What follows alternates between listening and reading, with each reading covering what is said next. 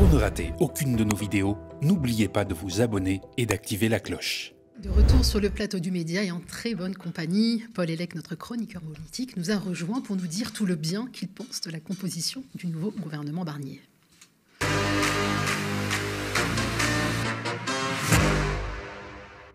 Bonjour Paul. Salut Nadia. C'est un plaisir de te revoir après tout ce temps. Plaisir partagé.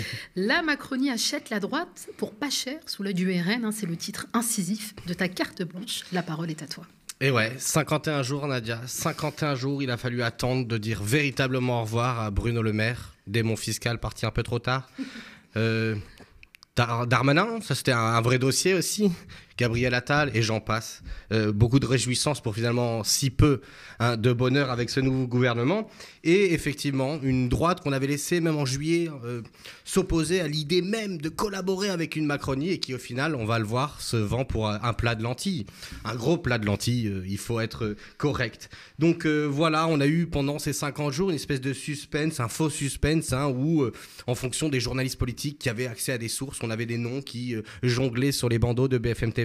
Et en fait, une question qui était l'intervention d'Emmanuel Macron qui voulait choisir en prince qui serait honoré dans le prochain gouvernement. Et puis, un faux affrontement sur le degré de fanatisme austéritaire qu'il faudrait à droite pour impliquer un budget d'austérité avec cette idée que les macronistes ne voulaient pas qu'une hausse d'impôts puisse apparaître dans le prochain budget, comme si la menace que Michel Barnier puisse imposer une hausse d'impôts était une menace pour le CAC 40. Et donc du coup, au bout d'un moment, on se retrouve avec une alliance de la droite réactionnaire et de la droite néolibérale qui a fait déjà le quinquennat d'Emmanuel Macron, le premier et le deuxième, mais on va essayer de regarder un peu en subtilité comment ça se passe, et j'en veux pour preuve que c'est un ralliement de la part de la droite, ce que dit le Premier ministre, on l'écoute. Concrètement, désormais, qui fixe la ligne politique de votre gouvernement? Cette ligne, c'est vous avec le président de la République, ou à partir d'aujourd'hui, c'est vous avec finalement votre alliance avec un régime des partis? Ça, on a besoin de le comprendre.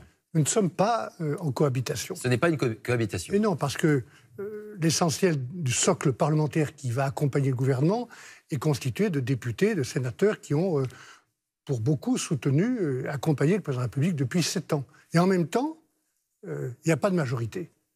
C'est la première fois depuis 60 ans qu'il n'y a pas de majorité à l'Assemblée nationale. Et ce que j'ai essayé de faire, avec mes propres amis, la famille politique des Républicains, que je veux remercier, c'est de constituer un socle qui soit le socle le plus important de l'Assemblée nationale. Alors, il n'y a pas de majorité, c'était déjà le cas aux élections en 2022, mais vous l'avez entendu comme moi, ce n'est pas une cohabitation. Donc c'est un ralliement de la droite, et on va essayer de comprendre sur quelle modalité s'accordent ces droites, qui sont quand même d'accord généralement sur au moins 3 principes: gouvernement autoritaire, pacte néolibéral et racisme, exophobie. On va voir, il y a des perles dans le gouvernement. Bon, vous pourrez regarder le massage de Laurent Delahousse qui dure 20 minutes, mais il n'y a pas vraiment d'extrait très intéressant. Bon, alors du côté des macronistes, c'est ce que j'appellerais ceux qui sont néolibéraux avant d'être réactionnaires, mais l'un n'empêche pas l'autre. Et on a une nouvelle place, en fait, des gens qui récemment avaient donné des services à la Macronie, avaient servi dans des cabinets, en fait, une nouvelle garde qui fait un peu preuve de l'échec du canal historique. Fini les Attal, les compagnons du premier jour, même si certains sont apparus, et on a vraiment l'aile droite qui s'impose, mais qui s'impose sur ce que la Macronie considère comme prioritaire, à savoir l'économie, le budget, le travail, l'Europe. Donc finalement, les endroits dans lesquels l'application d'une politique néolibérale, l'utilisation de l'État pour transformer les structures économiques et sociales dans le but d'un libre exercice du marché sont fondamentaux. C'est encore une fois les héritiers, on va dire, de la droite orléaniste. Et on a donc des gens qui sont marqués par cette sociologie, beaucoup de gens qui sont marqués par un parcours dans le secteur privé, des écoles d'ingénieurs ou de commerce, même s'il y a quelques hauts fonctionnaires. Donc on retrouve la Macronie, simplement on a les seconds couteaux, voire son aile droite. Et j'en veux pour exemple le fait que vous avez par exemple Guillaume Kasbarian qui nous a expliqué aujourd'hui que son objectif était de débureaucratiser les services publics, autant dire qu'ils veulent rapprivoiser, voire détruire le statut de la fonction publique, qui est quand même un acquis proposé par un ministre communiste à l'époque, je le rappelle. Vous avez Benjamin Haddad, le nouveau ministre délégué chargé de l'Europe, qui lui, alors carrément, on fait un petit extrait de novembre, nous explique que finalement, appeler au cessez-le-feu en novembre, non, c'était pas sa ligne. Non, moi, je ne suis pas pour un cessez-le-feu. Israël a le droit de se défendre contre le terrorisme. C'est une réponse légitime à un acte terroriste barbare qu'a commis le Hamas le 7 octobre. Le Hamas, non seulement l'ennemi d'Israël, mais l'ennemi des Palestiniens, de la cause palestinienne, qu'ils prennent en otage dans la bande de Gaza. Il faut que cette guerre soit menée, ça a été le message du président de la République, dans le respect du droit international humanitaire, dans la protection des civils. C'est pour ça que la France, avec ses partenaires, s'engage pour pouvoir avoir des trêves humanitaires, c'est-à-dire des pauses pour pouvoir acheminer l'aide humanitaire aux civils. Et quand des camps de réfugiés sont bombardés de nouveau, comme c'était le cas hier. Et c'est le piège infernal qu'essaie de tendre le Hamas, au fond. Nul doute qu'il s'entendra sans doute bien avec le Premier ministre qui, dans son interview sous France 2, évoquait la situation à Gaza, la situation de génocide en cours, par le mot d'escalade. C'est une escalade dans une région où souvent il y a des escarmouches, comme disent désormais les partisans du soutien inconditionnel à Israël. Bon, aile droite de la Macronie, on a aussi Maud Bregeron, qui avait déjà donné des services rendus par-ci par-là et qui nous explique le 27 mai 2024 que finalement, sécurité et immigration, c'est un petit peu lié, quoi. On écoute. Il faut être extrêmement ferme et lucide. On doit regarder les choses en face. Il y a aujourd'hui en France, pas tout le temps, mais un lien entre insécurité et immigration. Et il faut être aveugle pour affirmer... Bon, alors on se dit, mais est-ce que le en même temps macroniste a survécu à tout ça? Est-ce qu'il y a une aile gauche de la Macronie? Question éternelle. En tout cas, beaucoup de journalistes s'évertuent à essayer de faire vivre cette idée. Nous, ce que nous propose Michel Barnier pour son aile gauche, c'est Didier Migaud, un haut fonctionnaire qui est passionné par l'orthodoxie budgétaire, ça n'est pas une blague, et Astrid Panosyan-Bouvet, qui est une, je cite, ex-strauss-kahnienne qui a quitté le Parti socialiste pour ensuite soutenir François Bayrou. Voilà pour la gauche du gouvernement, et je vous propose donc de passer à la deuxième partie structurante de ce gouvernement. Pourquoi la droite républicaine, ou dite républicaine, s'est ralliée aux macronistes. Alors là, je dirais qu'on est en face d'une droite qui est en fait les héritiers de la droite légitimiste, qui est en fait autoritaire et conservatrice avant d'être néolibérale, mais qui est aussi les deux. Et on a on a une prise de guerre qui est Bruno Retailleau, évidemment, qui est le président qui était le président des LR au Sénat et qui est un bonhomme très particulier. On va y revenir, mais en fait, finalement, à part Laurent Wauquiez qui reste sur la touche parce qu'il veut jouer la présidentielle, on a une prise qui est dans la sociologie traditionnelle de cette bourgeoisie-là, à savoir cette bourgeoisie patrimoniale, notabilière, qui avait représenté les élites politiques de la droite et qui avait été remplacée par la Macronie. Donc des gens qui viennent des territoires, des gens qui sont souvent sénateurs, sénatrices, et qui, en fait, n'existent plus vraiment dans l'espace de l'Assemblée nationale. Je rappelle qu'ils ont 47 députés, quand, sous la présidence Sarkozy, ils en avaient 308. Donc on voit quand même la déchéance. Et pour montrer un petit peu le niveau de réaction que ces gens sont capables d'avoir, je vous propose d'écouter Bruno Retailleau. La colonisation, c'est bien entendu des heures qui ont été noires, mais c'est aussi des heures qui ont été belles, avec des mains tendues, etc. Macron avait déjà dit sensiblement la même chose. Absolument, mais c'est quelqu'un qui va répéter ce genre de propos qui serait effrayant en temps normal. Mais bon, on a bien vu que la radicalisation de la droite a porté à l'ouverture de ces préoccupations qui sont en fait des fantasmes d'extrême droite qui marquent le parcours de Bruno Retailleau. On écoute un deuxième extrait. Ce sont des Français, mais ce sont des Français par leur identité. Et malheureusement, pour la deuxième, la troisième génération, il y a comme une sorte de régression vers les origines ethniques. Et vous voyez bien quand elles sont lointaines. C'est ça qui doit nous questionner. Bon voilà, alors là on a un ministre de l'Intérieur qui est censé être de droite, qui tient le discours du Rassemblement national et qui va être en charge de l'ordre, parce que c'est ce qu'il a annoncé dans sa passation de pouvoir. Mes priorités, c'est le rétablissement de l'ordre, mais de quel ordre? Sans doute l'ordre colonial, parce que je rappelle que c'est lui qui va être responsable, notamment du déploiement des forces de sécurité dites républicaines en Martinique pour mater la révolte contre la vie chère. Et puis on rappelle aussi que c'est dans un contexte très très compliqué que se passe la situation en Kanaki, où 2 Kanaks ont été tués la semaine dernière dans le cadre d'une opération du GIGN.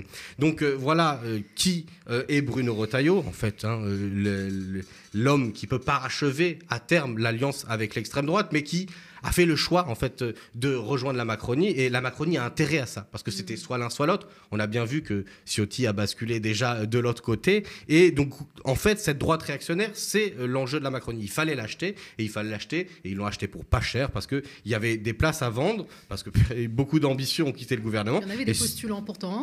Oui, mais les plus ambitieux sont partis, les plus médiocres devaient s'abstenir d'être de nouveau retenus dans le gouvernement. Tu penses à Aurore Berger, par exemple ? Oui, ou à Prisca Thévenot, une pensée pour elle. Et du coup, on se retrouve dans une situation où cette droite bien réactionnaire, qui peut largement en fait, faire des mimiques du discours de l'extrême droite, peut avoir sa place pleine entière, et la Macronie achève sa mutation.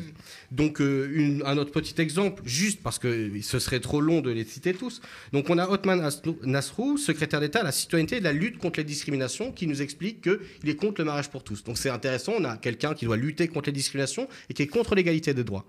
Je pense que ça, c'est une annonce qui devrait choquer plus d'un, et je vous propose de regarder sur le compte Le Coin des LGBT tout un thread qui s'affiche normalement sur l'écran et qui montre comment dans ce gouvernement on a en gros entre 7 et une dizaine de personnes qui ont pris systématiquement des positions extrêmement réactionnaires sur la PMA, sur l'avortement et le droit à l'IVG, sur le droit en fait des minorités sexuelles, et qui ont provoqué des frayeurs même chez une partie de la Macronie. Gabriel Attal a été obligé de mendier une information sur la possibilité du gouvernement Barnier de remettre en cause ces droits qui ont été acquis de haute lutte. Et voilà, c'est ça l'ambiance réactionnaire qu'apporte la droite pour récupérer des ministères, encore une fois, assez importants, comme le ministère régalien, qui représente le ministère de l'Intérieur. Même si Michel Barnier a assuré qu'il ne reviendrait pas sur ces lois qui ont été promulguées. Absolument. Faut-il croire Michel Barnier ? Je vous laisse le plaisir de le faire. Moi, j'ai toujours du mal avec cette droite réactionnaire. On sait que dès corps qui seront en difficulté, réactiver une panique morale, c'est toujours possible. C'est ce qu'ils ont fait depuis le début, et ce qui a marqué aussi la radicalisation à droite de la Macronie. Bon. Au milieu de tout ça, il fallait un trait d'union, et alors là, on a plus ou moins régénéré les débris du centrisme. Il y a des gens qui viennent de l'UDI, quelqu'un qui a fait sa carrière au Parti radical, qui existe encore à l'échelle municipale, et voilà, le MoDem qui va faire ce trait d'union, notamment en ayant le ministère des Affaires étrangères dans le nouveau gouvernement, en sachant qu'il était déjà la personne qui s'appelle Jean-Noël... son nom m'échappe, était déjà membre du gouvernement Attal. Donc, du coup, la question qui se passe, c'est on a compris, la droite s'est réunie parce que la droite républicaine s'est vendue à la Macronie après avoir, pendant 7 ans, essayé de résister à l'OPA que Macron faisait. Là, on est au stade fusion-acquisition. Mais qu'est-ce qui se passe ? Il reste que cette majorité, MoDem, Horizon, droite et Macronie, fait 213 sièges à l'Assemblée nationale, c'est-à-dire une vingtaine de plus que le nouveau Front populaire, mais ça ne fait pas de majorité. Donc il faut le soutien du RN. Et alors pour ça, pour s'en assurer, on tape dans le mille, et immigration et obsession de la fraude sociale liée à la question de l'immigration. On écoute le Premier ministre nous expliquer comment il achète le RN. Monsieur Retailleau, qui souhaitait il y a 10 jours encore reprendre la loi immigration, il y aura des amendements, des corrections, des correctifs ? On va faire des choses pratiques pour maîtriser et limiter une immigration qui devient souvent insupportable et qui d'ailleurs conduit à ne pas bien accueillir ceux qu'on accueille chez nous. Et c'est aussi un problème d'humanité, comme je viens de le dire. Il n'y aura pas d'idéologie, il n'y aura pas de sectarisme, il y aura des mesures pratiques comme tous nos voisins en prennent. Et on va essayer de les prendre aussi en bonne intelligence avec eux. Je prends un exemple, supprimer l'aide médicale d'État, c'était une question qui était en débat. C'est un tabou, c'est un totem ? Il n'y a pas de tabou, il n'y a pas de tabou ni de totem, comme vous dites. Il y a simplement le souci de traiter cette question avec fermeté et avec humanité. Je voudrais aussi m'attaquer à un sujet qui coûte beaucoup d'argent, qui est celui de la fraude fiscale, bien sûr, mais aussi de la fraude sociale. Bon, là, on a le Premier ministre qui, bien aidé par Laurent Delahousse, vient se positionner sur la question de l'aide médicale d'État. On se rappelle que c'est quelque chose qu'il avait proposé de supprimer, ou en tout cas d'amender lors du débat des primaires des Républicains auquel il participait pour devenir le candidat du parti à la présidentielle, alors que Valérie Pécresse s'est imposée cette fois-ci. Et c'est un thème qui avait marqué aussi le débat à l'Assemblée nationale sur la loi immigration, avec toute la droite, et notamment la droite sénatoriale, qui voulant faire de la surenchère à droite pour se distinguer de la Macronie, avait parlé de ce genre de sujet, qui en fait était également un appel à l'extrême droite. Et ce que je trouve intéressant, c'est qu'à peine cette question posée, en expliquant que ça n'est pas un tabou, c'est-à-dire, encore une fois, une obsession, parce que l'aide médicale d'État, c'est très peu des dépenses de santé, c'est vraiment une obsession de l'extrême droite pour dire, soi-disant, les immigrés nous coûtent trop. Que fait le Premier ministre? Il nous parle fraude sociale. Alors ça, c'est intéressant. Vous avez des documentaires qui montrent qu'une grande partie de la fraude sociale est due largement, par exemple, à des professionnels de santé qui abusent des systèmes de la sécurité sociale. Mais non, fraude sociale, on sait que c'est un vocabulaire que la droite a pendant des années imprégné d'un racisme et qui veut dire fraude sociale, étrangers, immigrés, ils nous piquent nos allocs et nous, on ne nous aide pas. Les vrais Français, les Français peut-être de papier, comme les appelle Bruno Retailleau. Donc vraiment, en fait, cette constitution de l'arc réactionnaire entre la Macronie et la droite réactionnaire. On a bien compris que maintenant, ils partageaient idéologiquement à peu près tout.